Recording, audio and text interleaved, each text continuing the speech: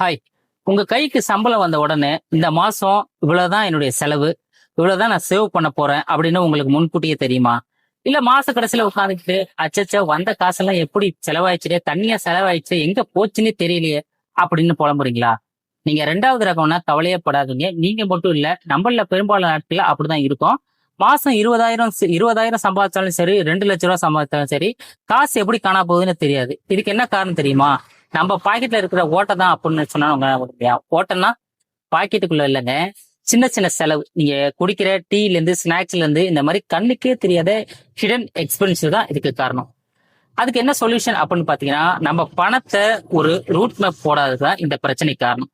அந்த root map எப்படி போடுறதுன்னு கேக்குறீங்களா? அந்த ரூட் மேப்பை போடுறதுக்கு பேர் தான் பட்ஜெட். இன்னைக்கு வீடியோல உங்க லைஃபையே மாத்தக்கூடிய ஒரு சூப்பரான பட்ஜெட் பிளானை பத்தி இந்த வீடியோல பார்க்க போறோம். Hi, I am NK. This is NK life ஸ்டைல பினான்சியல் சீரிஸ். இந்த சீரிஸ்ல பட்ஜெட் பத்தி தான் இந்த வீடியோல பார்க்க போறோம். Let's get started. போன வீடியோல பர்சனல் ஃபைனான்ஸ்னா என்ன, அதை தெரிஞ்சுக்கலன்னா நம்ம எப்படிப்பட்ட கடன் வழியில மாட்டோம்னு ரொம்ப தெளிவா நம்ம பார்த்தோம். பார்க்காதவங்க லிங்க் டிஸ்கிரிப்ஷன்ல இருக்கு, கண்டிப்பா போய் பாருங்க. சரி, நேற்று பணத்தை சரியா கையாளணும் முடிவு பண்ணிப்போம். இன்னைக்கு அதுக்கான ஃபர்ஸ்ட் ஸ்டெப்பை தான் எடுத்து வைக்க போறோம். பணத்தை மேனேஜ் பண்ணணும்னா முதல்ல அது எங்க போகுதுன்னு நமக்கு தெரியணும். அதுக்கு ஹெல்ப் பண்றது தான் இந்த பட்ஜெட். பட்ஜெட் அப்படின்னா உடனே நிறைய பேர் என்ன நினைக்கிறாங்கன்னா, ஐயோ இனிமே ஹோட்டல்ல போய் சாப்பிடக்கூடாதா, தியேட்டர் போக கூடாதா, பிடிச்ச துணி வாங்க கூடாதா, பிடிச்ச கேட்ஜெட் வாங்க கூடாதா, ரொம்ப கஞ்சத்தனமா வாழணுமா அப்படின்னு நினைக்கிறீங்க. கண்டிப்பா கிடையாதுங்க. பட்ஜெட் அப்படிங்கிறது உங்க ஆசைகளை தடுத்து நிறுத்தின விஷயம் கிடையாது. உங்க பட்ஜெட் உங்களுக்கு பிடிச்ச விஷயங்களை எந்த ஒரு கில்ட்டும் இல்லாம செலவு பண்ணா உதவி செய்யற ஒரு டூல் தான் பட்ஜெட். சிம்பிளா சொல்லணும்னா, உங்க பணம் எங்க போகணும், நீங்க அதுக்கு ஆர்டர் போற பேர் தான் பட்ஜெட். உங்க பணத்துக்கு உங்க கண்ட்ரோல்ல இருக்கணும், நீங்க பணத்தோட கண்ட்ரோல்ல இருக்கக்கூடாது. இதான் பேசிக் கான்செப்ட் பட்ஜெட். சரி, பட்ஜெட் எப்படி போடுறது? நிறைய வழி இருக்கு. ஆனா உலக அளவுல ரொம்ப ஃபேமஸான ரொம்ப ஈஸியான ஒரு ரூல் இருக்கு. அதுக்கு பேர் வந்து 50-30-20 ரூல் அப்படின்னு சொல்றாங்க.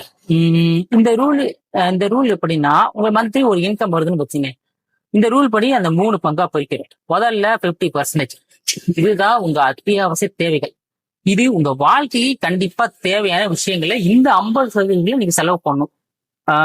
இது இல்லாம நீங்க வாழ முடியாது. உதாரணத்துக்கு வீட்டு வாடகை, மல்லிகை சாமான், கரண்ட் பில்லு, பெட்ரோல் செலவு, அப்புறம் பிள்ளைங்களோட ஸ்கூல் ஃபீஸ், இது எல்லாத்தையும் 50% பணத்துல தான் நீங்க செலவு பண்ணணும். ரெண்டாவது பாத்தீங்கன்னா 30% உங்களுடைய ஆசைகள். நீங்க ஆசைப்பட்டு வாங்குறது, ஆனா கண்டிப்பா இருக்கணும்னு அவசியம் இல்லாத விஷயங்கள். வீக்கெண்ட் ஆனா வெளியே போய் பிரியாணி சாப்பிடுறது, தேட்டருக்கு போறது, சினிமா போறது, பீச்சுக்கு போறது, நெட்ஃபிளிக்ஸ்ல ரீசார்ஜ் பண்றது, இதுக்கெல்லாம் உங்க சம்பளத்துல இருந்து 30% பணத்தை நீங்க ஒதுக்கி ஜாலியா என்ஜாய் பண்றதுக்கு தான் பணம். மூணாவது ரொம்ப முக்கியமானது 20%. இதான் சேவிங்ஸ் அண்ட் இன்வெஸ்ட்மெண்ட். பணத்தை குறைஞ்சபட்சம் 20% கண்டிப்பா சேவ் பண்ணணும். இது உங்களை மெடிக்கல் எக்ஸ்பென்ஸ் மாதிரி எதிர்பாராத நேரத்துல உங்களுக்கு கை கொடுக்குற எமர்ஜென்சி ஃபண்ட்ல இருந்து, மியூச்சுவல் ஃபண்ட்ல இருந்து, ஷேர் மார்க்கெட்ல இருந்து உங்க ஃபியூச்சரை பாதுகாக்கிற இன்வெஸ்ட்மெண்ட்டுக்கு போகக்கூடிய பணம் இந்த பணம். இப்ப ஒரு எக்ஸாம்பிளோட சொல்றேன். உங்களோட சம்பளம் வந்து ஒரு 20K, ஒரு 20,000 வச்சுக்க.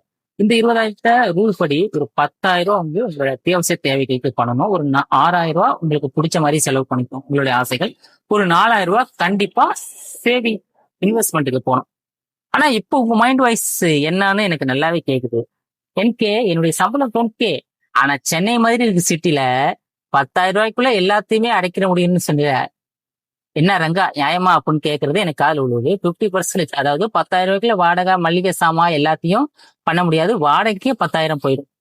அப்ப இந்த மாதிரி பிராக்டிக்கலா சாத்தியமா அப்படின்னு கேட்டீங்கன்னா கண்டிப்பா முடியும். உங்க கேள்வி, உங்களுடைய தாட்ஸ் 100% உண்மைதான். ஆனா இப்படி வந்து அந்த 50-30 ரூல்ங்கிறது ஒரு கைட்லைன் மாதிரி தான். இதை அப்படியே ஃபாலோ பண்ணணும் எந்த ஒரு அவசியமும் கிடையாது. உங்க சுச்சுவேஷனுக்கு மாத்திரம் நீங்க கொஞ்சம் சேஞ்ச் பண்ணிக்கலாம். இதுல முக்கியமா நீங்க சேஞ்ச் பண்றதுல ரொம்ப இம்பார்ட்டன் என்னன்னு பாத்தீங்கன்னா, உங்க அத்தியாவசிய தேவைகள் வந்து 70% வருதுன்னா 50% 70% உங்க பட்ஜெட்டை வந்து இன்க்ரீஸ் பண்ணுங்க. ஆனா அந்த 30% உங்களுடைய ஆசைக்கான செலவுகள் 30% இருந்து 10% ஆக்கிருங்க. ஆனா அந்த 20% சேவிங்ஸை மட்டும் கை வைக்காது. இதான் மெயின் ரூல். இதை தான் நீங்க பார்க்கணும். இந்த இடத்துல 20% சேமிப்பை மட்டும் முடிஞ்ச வரைக்கும் குறைக்காதீங்க. அது வண்டியில் இருக்கிற ரிசர்வ் பெட்ரோல் மாதிரி எந்த நேரத்திலையும் உங்களை காப்பாற்றும். அதே மாதிரி இன்னொரு முக்கியமான ஒரு கேள்வி இருக்கும். இங்க கடன் இல்லாத மனுஷனே கிடையாது. மாசம் கட்டுற லோனு, EMI இதெல்லாம் எந்த கணக்குல கொண்டு வர்றது அப்படின்னு நீங்க கேட்கலாம். நீங்க கட்டுற EMI இருக்கட்டும், அந்த 50% கணக்குக்குள்ளதான் கொண்டு வரணும். ஒருவேளை உங்க சம்பளத்தை இதுல பாதிக்கு மேல வந்து இந்த மாதிரி இஎம்ஐ கடனுக்கே போகுது அப்படின்னு வச்சுங்க, நீங்க ரொம்ப ரொம்ப டேஞ்சர் ஜோன்ல இருக்கீங்களா அர்த்தம். அந்த மாதிரி சுச்சுவேஷன்ல நீங்க என்ன பண்ணணும் அப்படின்னா, உங்க ஆசைக்கான செலவு ஒரு நாளைக்கு புதுசாக ஸ்டாப் பண்ணுறது, அந்த காசை வச்சு ஃபர்ஸ்ட் கடன் அடைக்க பாருங்க. கடன் இல்லைங்கிறதே பாதி பணக்காரனுக்கு. ஸோ நண்பர்களே, இன்னைக்கு நம்ம பார்த்த இந்த ரூலை ஃபாலோ பண்ண ஒரு சின்ன டிப் சொல்கிறேன். ஒரு வாரம் நீங்கள் செலவு பண்ணுற ₹1 ₹10 எவ்வளோ ஹையஸ்ட் அமௌண்ட் வருது ஒரு நோட்டில் எழுதி வைங்க. உங்கள் செலவை உங்களை நோட்டில் எழுதுறதுக்கு சோம்பேறியாக இருந்தால் நிறைய ஆப்ஸ் இருக்குது. ஆப்ஸில் கூட நீங்கள் நோட் பண்ணுங்க. பணம் எந்த இடத்துல தேவையில்லாமல் லீக் ஆகுதுன்னு உங்களுக்கே புரிஞ்சிடும். சம்பளம் வந்த உடனே ஒரு 20% முதல்ல எடுத்து வேற அக்கௌண்ட்லேயே இல்லை இன்வெஸ்ட்மெண்ட்லேயே போடுங்க. மிச்சம் இருந்தால் சேவ் பண்ணலாம்னு நினச்சிங்கன்னா கடைசி வரைக்கும் சேவ் பண்ணவே முடியாது. சேமிச்சது போக மீதி தான் செலவு பண்ணணும். இதுதான் கோல்டன் ரூல். உங்கள் பணத்தோட ரூட் மேப் இன்னைக்கே எழுதுங்க. இந்த வீடியோ உங்களுக்கு கண்டிப்பாக ஒரு வேல்யூ கொடுத்துருக்குன்னு நான் நம்புறேன். உங்கள் பட்ஜெட் பிளான் பண்ணுங்க. பட்ஜெட் பிளான் எப்படின்னு கீழே கமெண்ட் பண்ணுங்க.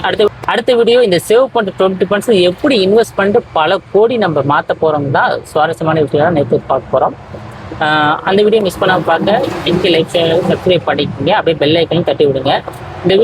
இந்த வீடியோ உங்கள் ஃப்ரெண்ட்ஸ் அண்ட் ஃபேமிலிக்கு ஷேர் பண்ணுங்கள். அடுத்து ஒரு சூப்பரான வீடியோவில் பார்க்கலாம். அது வரைக்கும் டாட்டா பாய்.